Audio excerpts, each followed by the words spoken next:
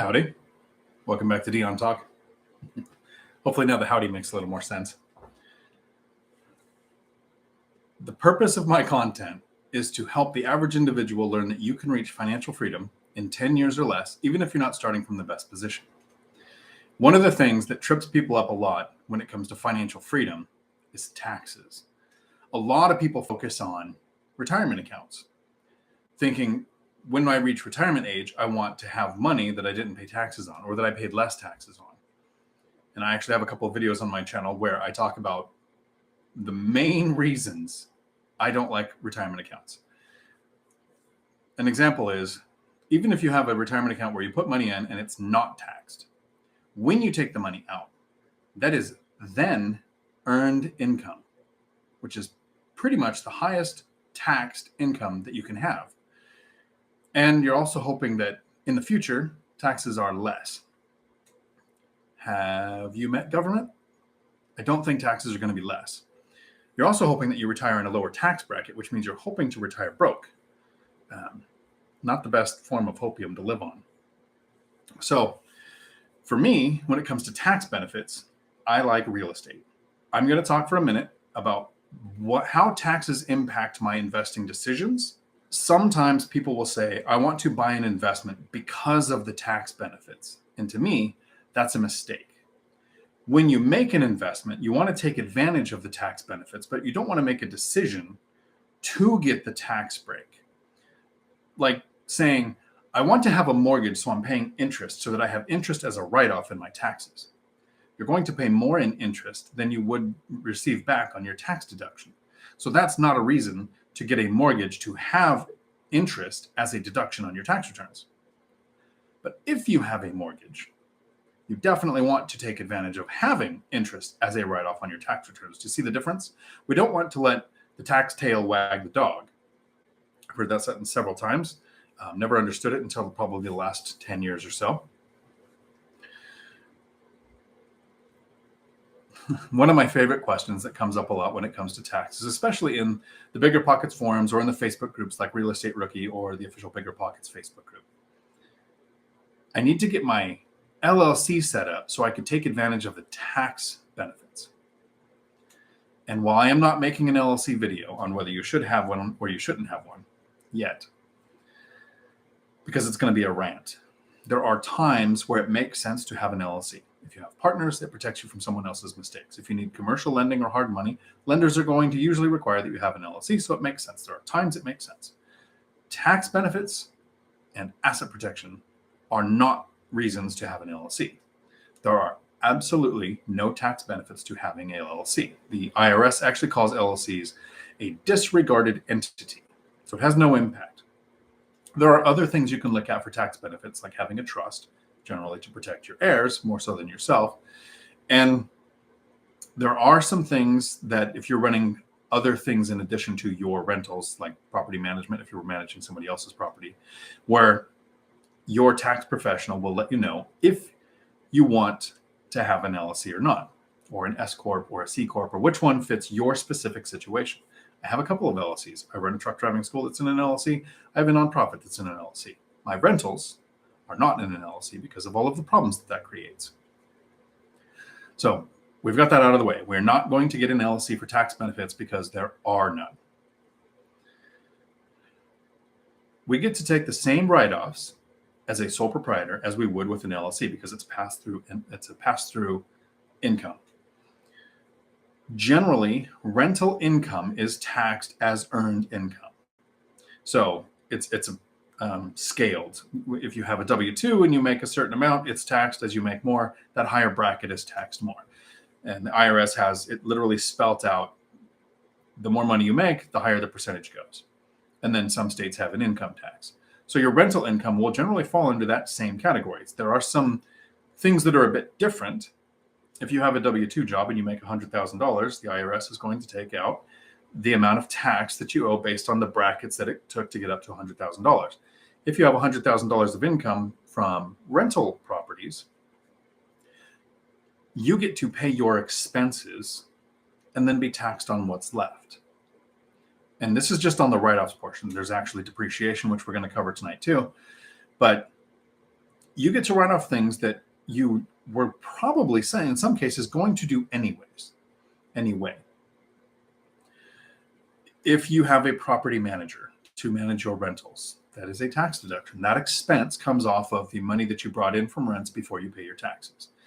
If you have yard care service, if you, depending on the type of rental you're doing, if you're doing short-term and you provide Wi-Fi, that expense is a write-off. The big difference between earned income from a job and income from rental properties is the way the money flows. The government takes the taxes and gives you your paycheck. I mean, your employer holds the taxes to send it to the government. At the end of the year, you file your taxes to know if you hit their mark or not. It's one of those really cool times where you have to do the math to figure out what you owe. And if you get it wrong, you risk jail. With rentals, you get the rental income, you have expenses, and then you're taxed on what's left. So there's a lot of reasons why rental income is more attractive than W-2. Not just the fact that W-2 income comes in by selling your life 1 hour at a time, and rental income comes in because you purchased an asset. I'm not saying it's passive. You're either managing tenants or you're managing your property manager. So there is some activity involved in rental income. But the tax benefits are amazing. With the tax structure, so in 2021, I'm doing my taxes this year. It's kind of the purpose of the reason of this video being titled Taxes and Rentals, and you being squished in the middle. I had a 6-figure income with my W-2 job. I run a truck driving school. When I first started, I was an instructor making $17 an hour. That was what we topped out at. Now I'm a part owner. I own 10% of the company, so I'm making a bit more money. I also had 6 figures in rental profit. I'm very transparent when it comes to my income from rental properties. $128,000 in profit on rental properties, 16 units. With my W-2, I am paying, and the technical term is an F-ton in taxes. And don't think of taxes at the end of the year when you file your taxes. Do you owe $200? Did you get back $1,000? Did you owe $1,000? Look at the actual number that you paid. The goal is to kind of owe nothing and receive nothing, because then we paid the right amount throughout the year. If people think, I got a tax return, it's like free money. From your W-2 income, not so much. If it's from child tax credit, earned income credit, and you're getting more money back than you actually put in the entire year, sure, you're making money there. With my rental profit, $128,000. $0 paid in income tax. 10 years of rental properties, 11. First one doesn't really count because it sucked, but 10 years of actually productive rental income. I've never paid a penny in income tax on rental income, even though technically it's earned income and taxed the same way W-2 is when it comes to the amounts. We get to do things like take a write-off. So HOA fees. I have 2 properties I found out, not just one, that are in an HOA. I prefer to never buy in an HOA, but somehow one snuck by, and I purchased a house in an HOA before I was an investor. There are a long list of reasons why I'm never going to own in an HOA again. That's a good thing for a video. I should take a note. Maybe that's a good thing to bring up with Three Amigos on Thursdays with Michael Zuber and Matt the Lumberjack Landlord. Nightmare problems of having an HOA, and how actually having a rental property in an HOA will make your, not inflation. I hate it when my brain turns off. Appreciation. The appreciation of a property is lower in an HOA. And so many people say, I want my property in an HOA because then the neighbors are going to keep it up, so my place will appreciate more. Well, when 80% of the investors out there avoid HOAs at all costs, you've greatly diminished the amount of demand on that asset, so appreciation is less. Don't need to make a video, just got to cut that section out. So you get to write off all of these things and lower on the rental side, you get to lower the amount that you are going to be obligated to pay taxes on. And everything I'm going to mention today, I rarely actually say this. I hear this on a lot of other channels, but this is not actually advice, not financial advice. This is for entertainment value, because I'm actually going to talk specifics on taxes. So don't sue me, bro. There is a big difference between tax evasion, like if you've ever bought a car and you paid $2,000 for it, but you write the receipt up for $500 and you go to the Department of Licensing and you register the car in your name and you say you paid $500 so that you pay less tax. That is tax evasion and could end you up in jail. Prison, to me, it's kind of like the ultimate house hack. Free food, free medical, all the sex you don't want. It's kind of like high school, and good retirement plan. I don't want to go there, though. So we're not going to use tax evasion. We're going to do tax avoidance, legal tax avoidance. When people hear things like, and I don't care if you like him or you hate him, President Trump had 5 years where he had 3 years where he paid no taxes, and then 2 years where he paid like $700 and something. And I heard Ken McElroy say this. That means that Donald Trump's CPA should have been fired. And not because he had 3 years where he paid zero taxes. It's because how could a guy that has that much debt owe money in taxes? The whole point of investing in real estate is one of the benefits is the legal avoidance of taxes. So with me investing for 10 years, having 6 figures of profit in rental income, I'm paying $0 in rental income tax. Well, my CPA has it to where I'm doing that. This is actual advice because it's not about financial, it's about life advice. The second you own a rental property, you hire a tax professional. It could be an accountant or a CPA. I use a CPA. Originally, the first few years cost $600 to $700. Now it's around $1,500. As your portfolio grows and the amount of things they need to do, the amount of purchases you make, the amount of paperwork you create for them, their cost goes up a little. That $1,000 to $1,500 a year is saving me tens of thousands of dollars. Absolutely worth it. When I learned that there are different types of depreciation, not only do I probably not have the capacity, but I don't have the mental bandwidth to commit the time that it takes to learn what the different depreciations are, when they're usable, when it makes the most sense to use them. So hire a tax pro. You get to write it off. The expense is a write-off. You're still going to pay more than you benefit from the write-off, but since you're going to have the expense, you want to benefit from the write-off. You don't have the expense to get the write-off. So hire a tax professional to do your taxes because you want to make sure that they know what write-offs are legal, which ones are in a gray area, which ones to avoid. There's a lot more to understanding tax write-offs, especially when you use something like house hacking. If you're house hacking a small multifamily, are all of the write-ups on that structure, write-offs on that structure, all of the expenses a write-off? If you're occupying half a duplex or 1/3 of a triplex or 1/4 of a fourplex, things I don't need to know. I tell the CPA which one is my residence, which ones are rentals, which units are rentals, where the expenses were assigned to. They determine whether they're an actual write-off or if it's on my own personal space. And the write-offs generally won't get you to zero. You want to bring your earned income on your rental profit down to zero as far as the IRS goes whenever possible. It's actually very easy, especially in the first 5, maybe 10 years, to show a huge loss every year. And you're able to carry losses from one year to the next. But you might not want to do that because you want to be lendable. And if a bank sees that all you have is losses, you might not get qualified for the next mortgage. So there's a way when you're talking to your CPA to specifically say, I want to be bankable. So I don't want to show too much of a loss. It doesn't usually make much sense not to take advantage of depreciation. Whenever you go to sell, the IRS is going to assume that you used all depreciation available. So it doesn't really benefit you not to take use of your depreciation. But we can choose which write-offs we use. Just because we buy something for a rental doesn't mean we have to say that is an expense and I want to use it as a tax write-off. You're in control of that. And that's why I make sure the CPA knows that as we're going through my write-offs and my depreciation schedule, I don't want to show too much of a loss. So we're covering the write-offs. Your CPA will know what is a write-off. There are things that you can write off when you are running a business: internet, your cell phone, how many miles you put on your car.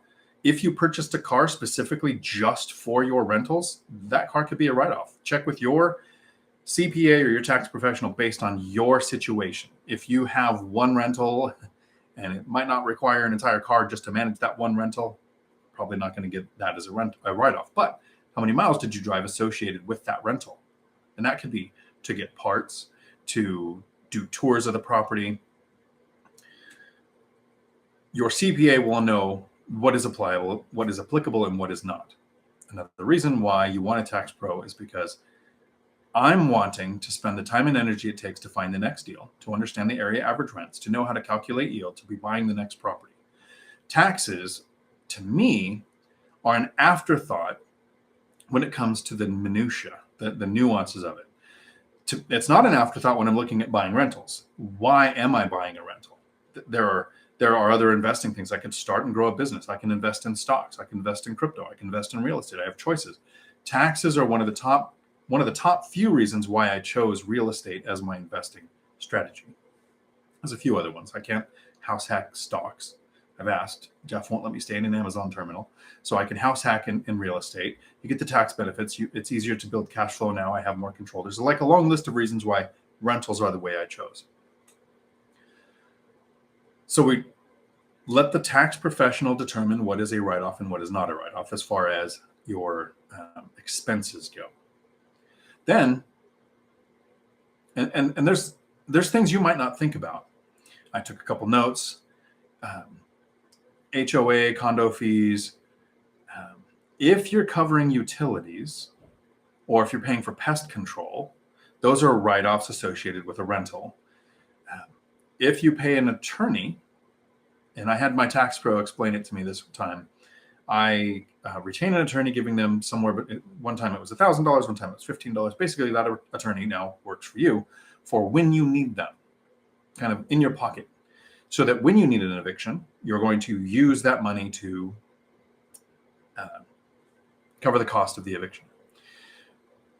The write-off happens when you pay the attorney, not when you have an eviction. So the tax pro will know which year that expense actually goes to. So legal fees are a tax deduction. But it kind of balances out if you have a legal case where you do an eviction and you actually also get to bill for legal fees with the person that was evicted, and you collect that money, that then goes as taxable income. Again, your tax pro is going to know all of those things. I don't need to learn those things. I need to know, why am I buying the next rental property? I could write off a bunch of the expenses, but I have those expenses. So that's not even really a benefit. It's, since I have the expenses, I want to take the tax benefit. I do not want to have expenses to get a tax benefit. Hopefully I'm making sense. You're not going to get a mortgage to have interest so that you can get a tax write-off. But if you have an interest payment, you're going to make sure you get the tax write-off. So the write-offs aren't the reason why I want to invest in real estate. The main reason I want to invest in real estate is because Congress has hundreds of people that were voted into office, and the vast majority of them, they might not enter office this way, but they leave office as millionaires. And almost all of them own property. So what are the odds that rules and laws that they make while in office benefit people who own properties? One of those benefits is depreciation. I've mentioned it a couple of times. We know that appreciation is when something goes up in value. Inflation is when things cost more because the dollar's weaker. But depreciation doesn't mean something has lost value. There might be a Webster's dictionary term out there that explains depreciation as something losing value. But in real estate, even as your property appreciates in value, it's worth more money. You could sell it for a profit. The rents increase. You can collect more rent. Your cash flow might increase because the mortgage, for the most part, stays the same. Principal and interest do. Taxes and insurance go up a little bit, but not by the amount that rent usually does. So you're making more money. You get to tell the government, my buildings are a year older, so they've lost value. And you get to take that loss against your earned income from rental properties. There's a very convoluted math equation that somebody much smarter than me can explain why they chose this number. I've heard two numbers for commercial. I've heard 33 years for commercial or 39 years for commercial. I'm not sure which one is right. I couldn't find an accurate source. But 27.5 years. If you bought a property for $275,000, you would get to write off. Divide that by 27. It's pretty simple. Divide the property value of the buildings, not the land. You have to subtract out the value of the land because the land, technically it's a year older, but it hasn't lost the value that the buildings has. So we get to take that loss against our income. So if you take the write-offs and the depreciation, the rental profit, especially in those first few years, it's very easy for the first 5 to 10 years to show profit that you have no tax obligation on. Much later in our investing, when the amortization schedule of the interest and principal has crisscrossed and we're paying more down to the principal and less into the interest and you have less of a write-off, or you've possibly hit that 27.5 years and no longer have depreciation left, you might owe some taxes. But your cash flow is exponentially larger at that point because, like I said, mortgages for the most part stay the same. Rents keep going up. My first year calculations when I buy a rental property, I'm usually averaging around 10% cash on cash return. I've owned some of my properties for a couple of years, some for 6 or 7, but I'm averaging over a 20% cash on cash return now for my properties because the mortgages pretty much stay the same, refinanced a couple for a lower payment, and rents keep going up, especially in the last couple of years. Rents have kind of skyrocketed. I'm still not paying taxes on rental income because of depreciation and write-offs. There are a few things with depreciation that you have to pay attention to. Depreciation is a delay of taxes. It doesn't waive it forever. It doesn't disregard it, doesn't get rid of it. Sorry, my microphone is like a mile away. Hopefully that's better. When you sell a property, you're going to have this experience called depreciation recapture, where you need to pay the taxes on the gains from that depreciation. You can delay this by using a 1031. A 1031 exchange takes the capital gains that you're going to get when you sell a property and puts those gains in the property that you're buying. So it has to be a like asset for a like asset. So you can't sell a property and buy stocks. Never done it, but you can't sell stocks and buy a property. It has to be like asset for like asset. And a 1031 has to happen with a capital gains transfer. There are some things to think about when it comes to things like wholesaling, flipping, and selling a property for capital gains. Wholesaling and flipping generally happen in less than a year. When you own an asset for less than a year, that is not capital gains. So you can't 1031 those gains because a 1031 is only delaying capital gains. So when you do wholesaling or flipping, you are going to have earned income credit, earned income tax on your income, where you get to use write-offs, but you're not going to experience the depreciation because you haven't had it for a year. If you have a flip for longer than a year and it has never had renters in it, this is why you want to ask a tax professional what is the best course for you. That is still a flip. If you're buying another property, it's a rental that you're buying. That property is going to become an asset that you use as a rental. The one you're selling has to have also been a rental. So you have to have rental income, even if you have it for a year and a half. If you never rented it, that is a flip. That's the words that my CPA used when talking to me. So verify in your area that it works the same. Because again, not a tax pro. I'm giving you an investor's perspective on taxes. Why do I choose real estate? What are the things I look to do? And what are the things I try to avoid?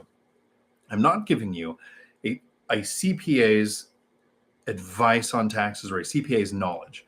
A couple of weeks ago, during a live stream, insurance came up. And I really just tried to explain, as an investor, here's what my insurances cost. Here's why I have umbrella insurance. When I live in a property, I also have to pay insurance on personal items. So my insurance costs more when I live there. When I move out, I call and I say, now that's a rental, and my insurance went down. And I got about 10, it's like 8 emails from insurance people who work in the industry saying, you got this term wrong and you said this thing wrong. And when you move out, insurance doesn't really cost less.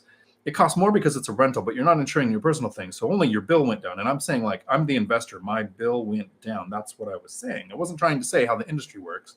So I'm not trying to say how taxes work. I'm saying, as an investor, here's why I use a CPA. Here's why I chose rentals here's why I do certain things, because I know that I'll be able to get a tax benefit from it, and make decisions like, do I buy this expensive item in December when I've had a really good year and I need the write-off, or do I delay it till January because this year my taxes look great and I'll probably benefit more from that write-off next year. I can make decisions on when to do things because I understand the benefits from taxes without understanding how the tax system works. For the most part, I know enough to know which questions I need to ask when I'm talking to a CPA or my CPA, who I love because he makes me so much money. He's worth every freaking penny. Lance, if you're watching this, you're amazing. Weird business model that CPAs have, though, because I run a business. I run a truck driving school. And if somebody called me and said, we have this business for you, we want to add these customers to your business. Businesses like to grow. Most of the CPAs I talk to are not looking for more customers. They have plenty. Their businesses are full. It's not a model I understand. Makes sense to them. So understanding that there are different types of depreciation. Bonus depreciation, scheduled, amortized, all of the different things. I don't need to know what they are. I know that when I give the information to my tax pro, he chooses what makes the most sense for my strategy of me wanting to show that I have right around zero profit in tax obligation and rental income money, so that I don't have taxes, but I'm still bankable. This really matters when you're still working on those first 10 mortgages in your name. Because when you start looking at some commercial products or asset-based lending, your credit score can still matter. Your work history might not matter as much. Your debt-to-income ratio might not matter as much. But taxes are very different than your W-2 income. Your W-2 income, you want to be increasing. Your rental income, you want the physical amount of money coming in to be more, while trying to maintain it a zero balance as far as tax obligations goes. Legally, it's the beautiful thing with rentals is to do this, and you would wonder why. Why is a W-2 tax so much more than a rental? The government doesn't need workers. The government needs housing. So there is an incentive tax system to encourage people to invest in housing. The government doesn't need employees as much as it needs companies. So employers pay less tax than employees do because the government is encouraging the activity that it wants. It wants businesses to grow. It wants people to invest in properties. So when you're looking at investing in rental properties, how many mortgages you can have in your name can really affect your taxes, because at some point it makes sense to pay off mortgages. Kris Krohn said it really well recently. He talked about you want your passive cash flow to come in from rental properties to cover your dreams. So most of us talk about a FIRE number when our cost of living expenses are covered. So we have housing, transportation, healthcare, food, entertainment covered. But he talked about once your cash flow from your rental properties or from your investments surpasses your dreams, after that, growth might not be as important as maybe paying off debt, building a more secure base. So there are people like Matt the Lumberjack Landlord and Michael Zuber who are growing massive rental portfolios where they recycle capital, and they are growing their income to cover their dreams and then keep growing. At some point, a normal investor, I think I'm like literally the average person, like 2.5 kids, 2.5 marriages, average across the board. How much do you want to make before you want to stop growing?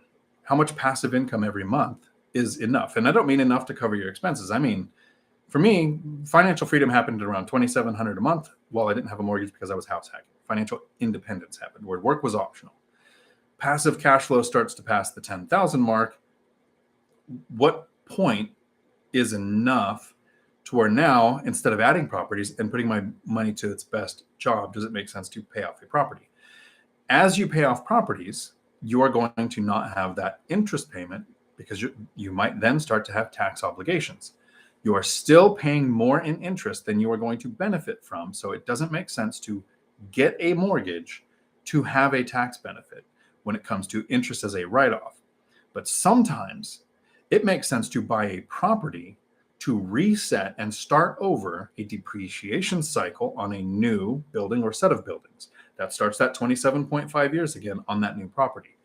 So you want to talk with your tax pro to figure out when does it make sense to buy and when does it make sense to stop buying, because it's different for every single person. A lot of investors will say A, B, C for sales. They'll say always be closing. An investor is always be buying. ABB, always be buying. Every time you buy, you reset a new depreciation cycle. So it can make sense for some people to do that.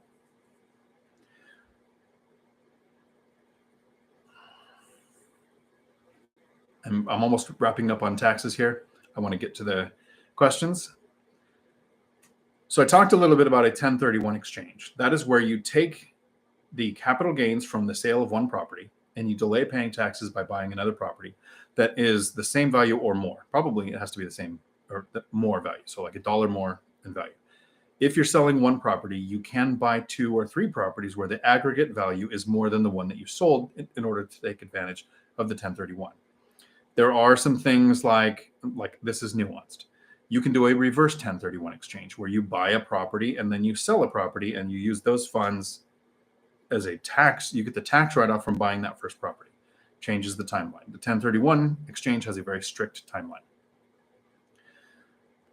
When you go to sell a property, you're going to have that depreciation recapture and you're going to owe taxes on your capital gains unless you 1031 into another property.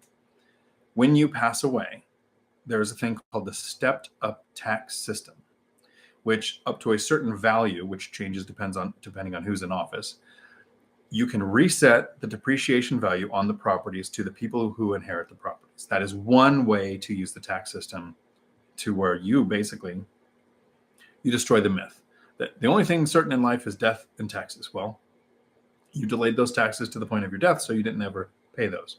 You can actually make it to where your heirs don't pay those too. You can also have a trust, and a trust is the best way to handle taxes for inheritance. Enough information for an entirely different video, because this was supposed to take 10 to 15 minutes and we're hitting the 33-minute mark. So, oops. So that's the stepped up tax system. It resets the depreciation for your heirs. There's also another benefit to house hacking. The IRS Rule 121. If you live in a residence for at least 2 out of the last 5 years, you can realize up to $250,000 in capital gains if you're single and up to $500,000 in capital gains if you're married and not pay any taxes on that amount. Profit above that is then taxed as capital gains starting at that level.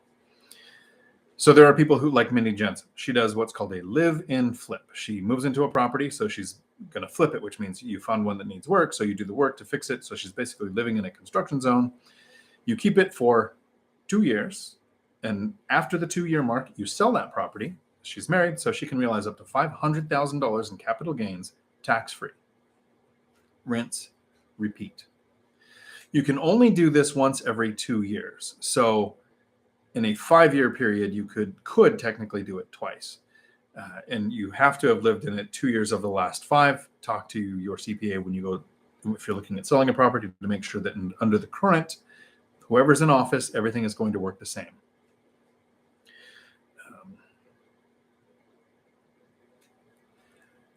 One of the main reasons why you want to have a tax professional is because there are some really weird tax rules. As a sole proprietor managing my own properties, I can write off my internet, my cell phone, my miles that I drive for the rentals, an office space in my unit that I live in. So one of the rooms, 130 square feet, is an office space that qualifies for a write-off or tax deduction. But I live in one unit of a 4-plex. If I go to sell it, that IRS 121 exclusion means that the benefit to my gains only apply to that unit, 25% of the 4-plex. So it gets kind of tricky, and that's where the CPA comes in to tell you what your best bet is. Yeah. And then the last thing I'm going to wrap up with before I get to the questions is these tax benefits are legal. They should be a strong motivation. But again, don't incur a debt in order to get a tax write-off, whether that's interest on a mortgage or an expense that you might not have done. But anytime you have an expense and you can legally use it as a write-off, take advantage of it. There's an order of operations to taxes. Benefit from a tax write-off, but don't have an expense in order to get the tax write-off.